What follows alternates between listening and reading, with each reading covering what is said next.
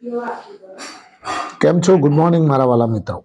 આજે તારીખ થઈ ગઈ છે 17/1/2026 અને વાર થયો મિત્રો આજે શનિવારનો દિવસ. તમે બધા જાણો છો મિત્રો આજે કોનો દિવસ છે?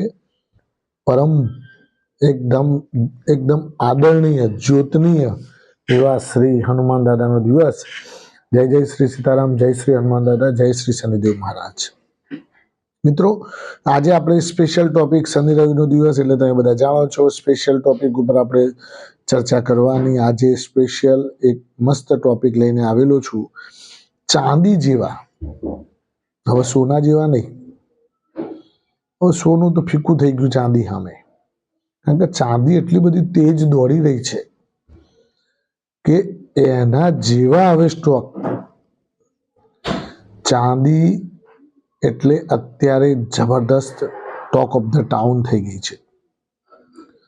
એટલી બધી તેજી હમણાં વર્ષથી 2 વર્ષની અંદર તમે જુઓ 65,000નો ભાવ હતો. 65 થી 70,000 રૂપિયા કિલોનો ભાવ. અત્યારે 2,90,000 રૂપિયા. કેટલો? 2,90,000 રૂપિયા. 5 ગણો ભાવ. 4 થી 5 ગણું રિટર્ન આપી દીધું. સડસડાટ.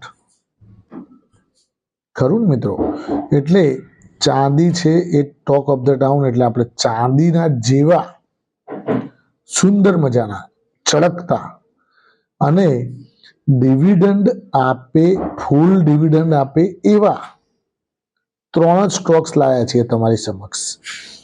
3 સ્ટોક એવા લાયા છીએ કે જે 3 સ્ટોક તમારા પોર્ટફોલિયોમાં રાખશો એટલે બેંકમાં એફડી કરવાની જરૂર નથી. શું કરવાની જરૂર નથી? બેંકમાં એફડી કરવાની જરૂર નથી. સમજાવું તમને કઈ રીતે. હવે તમે બેંકમાં જો એફડી કરો છો 1 લાખ રૂપિયાની, તો અત્યારે 5.5% વ્યાજ ચાલી રહ્યું છે વર્ષનું. Yearly 5.5% to 5.75%. ખરું મિત્રો? એટલે વર્ષે તમારે લગભગ 6,000 જેવું વ્યાજ બેસે લાખ રૂપિયાનું. કેટલું બેસે મિત્રો? 5,500 થી 6,000 રૂપિયા જેવું. હવે આપણે 3 સ્ટોક એવા લાવ્યા છીએ કે જે 3 સ્ટોક્સ તમે એફડીના સ્વરૂપમાં રોકાણ કરીને મૂકી દેશો. એનું જોવાનું નહીં, એ એફડી જ કરી છે. એ એફડી કરી એમ સમજવાનું. અને ગ્રોથ આપે એ અલગ પાછું. ખરું ને મિત્રો? તો આપણે 3 સ્ટોક્સ તમારી સમક્ષ હવે રજૂ કરીએ છીએ કે એફડી કરતા કેમ સારા અને રેગ્યુલર ફૂલ ડિવિડન્ડ આપવાવાળા સ્ટોક્સ.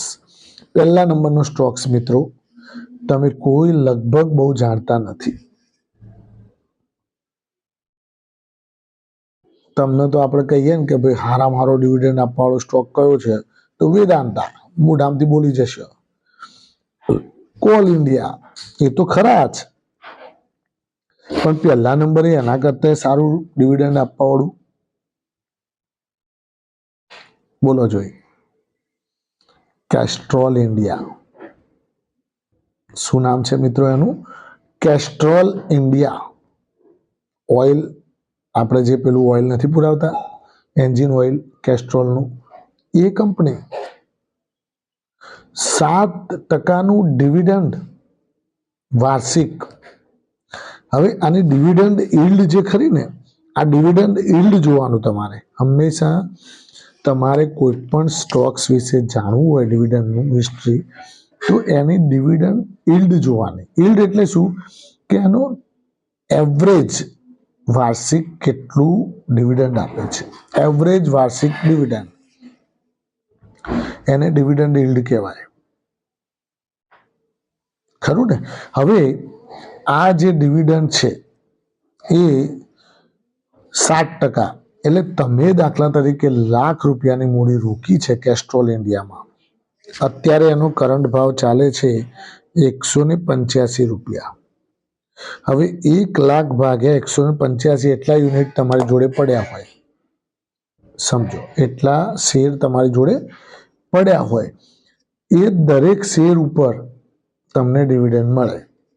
એટલે 1,00,000 રૂપિયાનું જે તમારું રોકાણ છે કેસ્ટ્રોલ ઇન્ડિયામાં, એમાં 7% ડિવિડન્ડ યીલ્ડનો મતલબ એ થાય કે તમને વાર્ષિક 7% તમને ડિવિડન્ડ મળે છે મૂડી ઉપર. બે વસ્તુથી ગણી શકાય, સ્ટોક ઉપર પણ ગણી શકાય, ફેસ વેલ્યુથી પણ ગણી શકાય, બધી રીતે. પણ ઓવરઓલ તમે ગણશો ને તો ત્યાં જ આવીને આંકડો ઊભો રહેશે. અમુક લોકો અલગ અલગ રીતે ગણતા હોય છે, મેસેજ કરતા હોય છે કે ડિવિડન્ડ તો ફેસ વેલ્યુથી ગણાય છે. ભાઈ એ તમે એ રીતે ગણો, અમે આ રીતે ગણીએ છીએ, બધું એક જ થવાનું છે, ખરું ને મિત્રો? એટલે કેસ્ટ્રોલ ઇન્ડિયા 7%નું ડિવિડન્ડ, એટલે જે તમે એફડીમાં 6% મળે છે કે 5.5%, એના કરતાં વધારે કે ઓછું કહેવાય? બોલો, બરાબર છે ને? એટલે તમને કેસ્ટ્રોલ ઇન્ડિયામાં રોકાણ કર્યું હોય 1,00,000 રૂપિયા, તો તમને 7,000 રૂપિયા તો વર્ષે ડિવિડન્ડ મળે. એની જે ડિવિડન્ડ યીલ્ડ છે એ પ્રમાણે, ખરું ને મિત્રો? હવે આ વાત થઈ ગઈ કેસ્ટ્રોલ ઇન્ડિયાની. બીજા નંબરનો સ્ટોક છે મિત્રો, જેમાં તમે રોકાણ કરી શકો એવું, એ પણ ચાંદી જેવો સરસ સ્ટોક. અને આ જે સ્ટોકનું નામ છે એનું નામ છે વેદાંતા. આ તો તમારા બધાના મોઢે હશે જ. વેદાંતા મિત્રો, જેણે પણ રોકાણ કર્યું, હું તો તમને પીપુડી વગાડીને કહું છું કે વેલ્યુ અનલોકિંગ થશે જ્યારે આના 5 સ્ટોક્સ થશે ત્યારે. Vedanta energy, Vedanta aluminium, Vedanta power, આવા 5 સ્ટોક બનવાના છે. ડિમર્જ કરવાની છે કંપની, એટલે એક સ્ટોકની સામે તમને અલગ અલગ 4 બચ્ચા મળશે વેદાંતાના, ખરું ને? હવે તમને વેદાંતામાં ડિવિડન્ડ કેટલું મળે છે? 6.5%. 6.5% યરલી ડિવિડન્ડ મળે છે. એટલે ₹1,00,000 તમે રોક્યા હોય તો 6,500 તમારા ક્યાંય ગયા નથી. અને ₹500 વાળો સ્ટોક 675 થઈ ગયો. એ જે ગ્રોથ મળે એ તો અલગ પાછો, ખરું ને મિત્રો? એટલે આ એક બેનિફિશિયરી કહી શકાય. એટલે બીજા નંબરનો સ્ટોક ખ્યાલ આવી ગયો, વેદાંતા. ત્રીજા નંબરનો સ્ટોક કયો મિત્રો? એ પણ તમે બધા જાણો છો, PSU મેજર, કોલ ઇન્ડિયા, કોલસાની ખાણ. કોલસા વગર વીજળી હેરાન થવાય છે, એટલે કોલસો ઉત્પન્ન કરવો જરૂરી છે. જેટલો કોલસો ઉત્પન્ન થાય બધો ખપત થઈ જાય આપણું, ખરું મિત્રો? એટલે કોલ ઇન્ડિયાનો હમણાં IPO આવ્યો BCCL નો, એની subsidiary company Bharat coking coal limited, ખરું ને? હવે કોલ ઇન્ડિયા કેટલું ડિવિડન્ડ આપે છે વાર્ષિક? એ પણ 6.5%, 6%ની આસપાસ આપે છે. તો વર્ષે એ પણ તમને 6,000 રૂપિયા તમારા ખાતામાં, દાખલા તરીકે ₹1,00,000 શેર પડ્યા હોય તો ₹1,00,000 તમને 6,000 તો મળે ડિવિડન્ડ વર્ષે. અને ગ્રોથ થાય એ અલગ. હમણાં 365, 370 ચાલતો હતો 2 મહિના પહેલા, અત્યારે ₹432. આ ગ્રોથ અલગ પાછો, ખરું ને મિત્રો? એટલે જ આપણે કહીએ છીએ કે જ્યારે ડીપ મળે ત્યારે ડિવિડન્ડ યીલ્ડ સ્ટોક્સને તમે ભેગા કરો. હવે ડિવિડન્ડ યીલ્ડના મેં 3 મેન સ્ટોક કહી દીધા. હજુ તો તમારી પાસે શોધવા જાવ તો આખું લિસ્ટ છે. REC, PFC, Gayle, gas authority of India, છે કે નહીં? ઘણા બધા એવા સ્ટોક્સ છે કે જે ડિવિડન્ડ તમને રેગ્યુલર આપે છે. HCL ટેકનોલોજી, ઘણા બધા જે 2-3% ડિવિડન્ડ yield હોઈ શકે, 3 થી 3.5% વાર્ષિક તમને રિટર્ન આપે.